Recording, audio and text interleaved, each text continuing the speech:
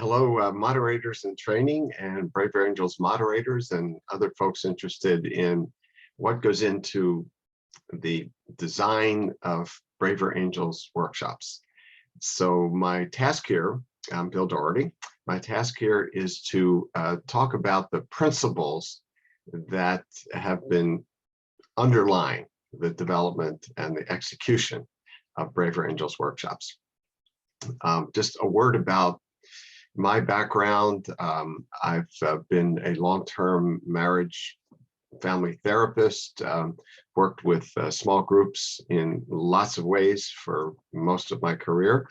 And so many of the design principles of the workshops come out of both a small group process and best practices that have been used widely around the world and that I've learned and absorbed, and then some kind of key insights that have come from my work, particularly as a marriage counselor, couples therapist, because what we have here with Reds and Blues are people who come in mistrustful often of each other, coming from different cultures, like a couple coming from different families of origin, and like a couple, married couple, they have a lot at stake in whether they can figure out a way to get along, because our country needs us to be able to figure things out and get along. So, so that's some of my background that I brought to this.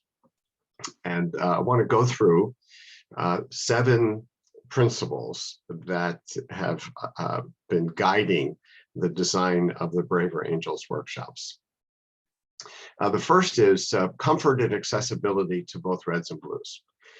So this ought to be an obvious one. The implementation of it really takes some careful focus, in part because most of the small group conflict management work, including most work in couples therapy, has been done by people who are primarily blue.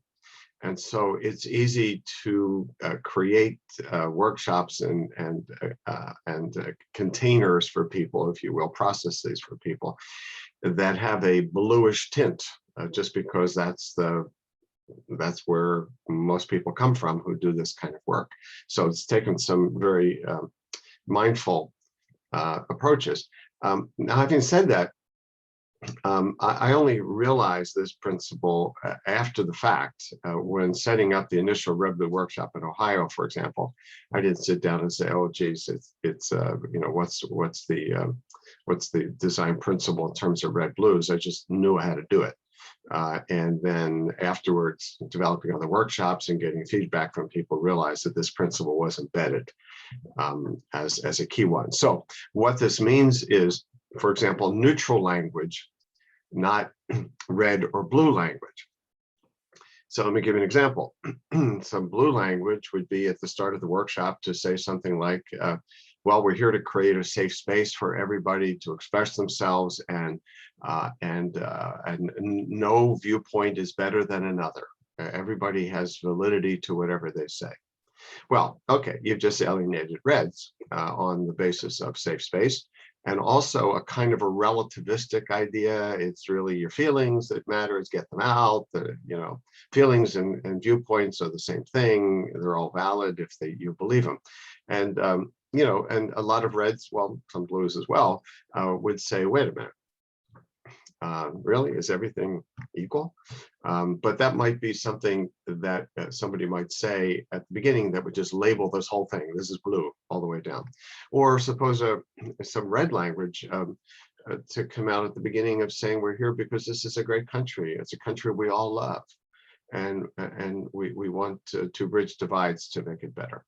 And again, this kind of thing could trigger some Blues. Okay, does love of country mean, you know, everything about it is good? If you say America is a great country, great for whom?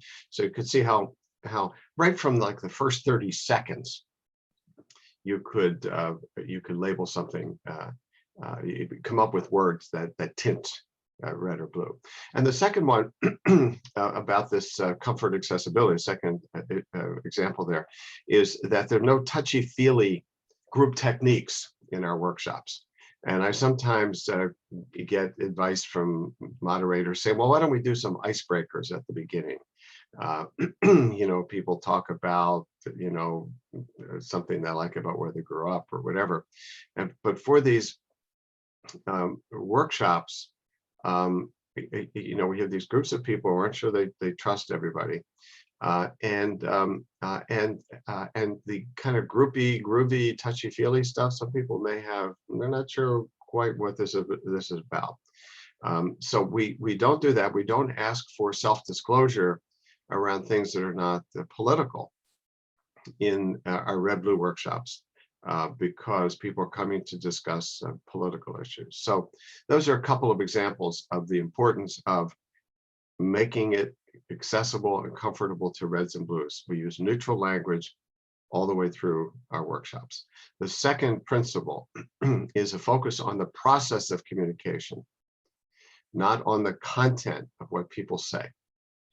So when we are in the red-blue workshop, and we are doing various skills-oriented workshops, we are focused on helping people express themselves clearly in a way that others might hear, listen to others. We're not focused on what they say, the content, the viewpoints themselves. We create a container for people to put in their views. So this means that we don't coach people on how to say their viewpoint in a way that might be more acceptable to more people. We don't say something like, okay, so let's stop. You express that view. How do you think other people in the room might be hearing that viewpoint? There's nothing wrong with doing that in other kinds of experiences, other kinds of workshops. That somebody's coming to learn how to express themselves better around a particular topic in a way that won't bother other people. But in our workshops, we're focusing on the process. We're not teaching people correct viewpoints, and we're not teaching them around the content of what they say. Third principle. We have wide guide rails in terms of viewpoints shared. As I said, we don't correct people on facts. We don't tell them how to frame their views in a more sensitive way. We have wide guardrails around what people say. Democracy is a rough sport. We're not here to protect people who are deliberately coming to workshops where they know there will be people who differ from them around political issues. They know that. That's why they come. And so we're not going to protect them from hearing viewpoints that may be, in their mind, stereotypical, may not be said in the most sensitive possible way. We're going to have wide guardrails for the content of what people say. Once we give that principle up, we're a different organization. When we're going to come across the censoring, tempering, the viewpoints and the content of what people say. Now, moderators in training are often nervous about hate speech. Do we accept whatever anybody says? Well, we have a very narrow way to think about hate speech. This would be inflammatory, shocking, expletives. The person would be likely to be shouting. That has not happened in our workshops, to my knowledge, and we've had over 1,000 workshops. And one of the reasons it tends not to happen, or it doesn't seem to happen, is that we have ground rules, guardrails around process. So what I'm saying is that if in the design of the workshops, we have these wide guardrails. Of course, if somebody shouted a racial epithet in the room, you'd have to stop, call everything to an end and say, we have an emergency here, this isn't permissible. But that's not what has happened in our workshops because of the next principle. So the one I just said was the wide guardrails. The Next principle is tight guardrails around the process of communicating views. The process, okay, tight there. So we have ground rules.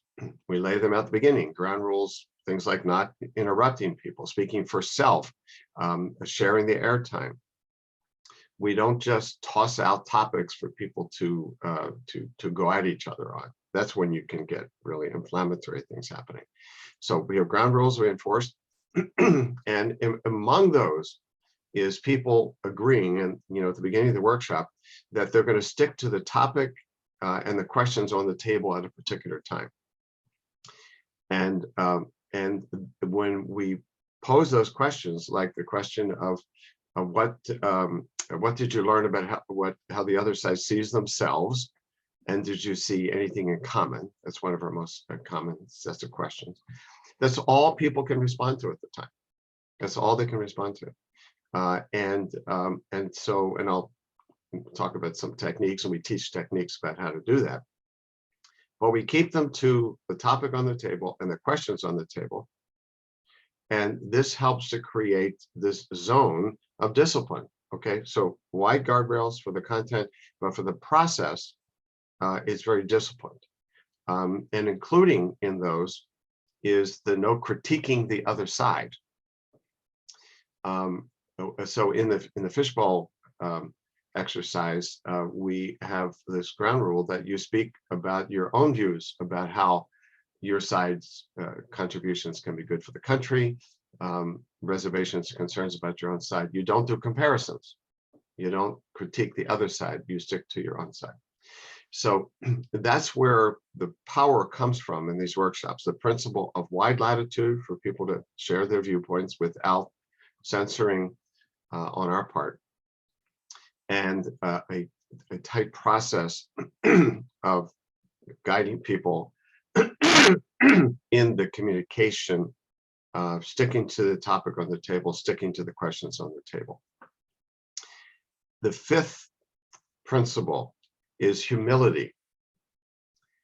And that is encouraging people, challenging people to examine and to articulate the limitations of their own side and their own viewpoints. And if anything came out of my work in marriage counseling, couples therapy, this one did. Because in couples therapy, the therapy really only takes off when both people stop saying the problem is on the other side, the other person, when they start to say, I have contributed to our problems, and they look in the mirror, they self-reflect about how they contribute to the problems. And so this is one of the principles that goes through so much of our work, is being able to be humble about one's own side not having all the answers, about blind spots on one side, about distortions that can occur. And so this is another principle that underlines our workshops, and I think makes our workshops, like the Red Blue workshop, perhaps unique in that inter-conflict, group conflict world, because we ask people to upfront talk about the downsides of their own side. Sixth principle is that in the design of the workshops, is that when I designed these, it was with the view that they have to be able to be implemented, moderated by people, by moderators with good skills, but not advanced skills. You have to be good enough at this, but not an expert. And that means that there are some things that could be in a design that would take specialized skills. It would take group therapy skills, for example, that would severely limit the scaling of these workshops. And it's one of the reasons why, and I'll talk later about where you ask people not to freelance, because You might have the skills to facilitate an open conflict between people on both sides in the room, but that might be a high wire act that you could pull off, but lots of us couldn't. And so the workshops, the design has to be able to be implemented by people with good skills, their background in facilitation, or the skills workshops, they have background in and ability in teaching content and managing perhaps a large group, but not advanced expert skills. That then is the sixth of the seven, and the seventh principle is first do no harm. The first principle of medicine, first do no harm. And this means that in our designs, we emphasize not taking risks with people coming in off the street for a workshop. The way this shows up in the Skills for Bridging the Divide workshop, where we have people pair up to practice their skills. We have people practice with somebody of the same political bent, so reds with reds, blues with blues, rather than turn them loose to pair up with somebody to discuss their differences and similarities on a public policy issue with somebody who is on the other political side, who came to this workshop and said off the street, they just heard about it, they came in. And what you have there is the potential for somebody to be overwhelmed by their discussion partner, to have a very negative experience. And there have been times over the years where I've been so glad we have this, when we have somebody or maybe a few people in a workshop who are warriors, they are gladiators for their side. And then we just randomly pair them up with somebody and they could just wipe that person out. So we have a first do no harm. There could be other things that would be possible to do in our workshops that would push an envelope that we don't push, because particularly with our frontline workshops, because we have people coming in, just as I said, off the street. Now, our alliances, where people have come through workshops and they have signed up for the Brave Angel Spirit, it's possible, and alliances can do things that have more, assume more goodwill, assume more skill from people. But those initial workshops, people coming in, we make sure that we do those in a way to minimize the potential for harm. Also, I'll just say, when we talk about public presentations, we're also very careful about asking people to practice skills with people they disagree with, or do a lot of self-disclosure about their political viewpoints with people who may not look upon them favorably. So we have a seventh principle, first do no harm. So again, the review, 7 principles here: comfort and accessibility to reds and blues, focus on the process of communication, not teaching the content, wide guardrails for the content of what people say, tight guardrails for the process of how we go about this, humility, implemented by moderators with good skills, but not necessarily advanced skills, and first do no harm. So I hope this is helpful for you to get what some of the underlying principles of this work are. There are other ways to do workshops. Other organizations do things that are similar and different, and I'm not saying that ours are the only way or the best way, but this is what we do, and these are the principles underlying what we do.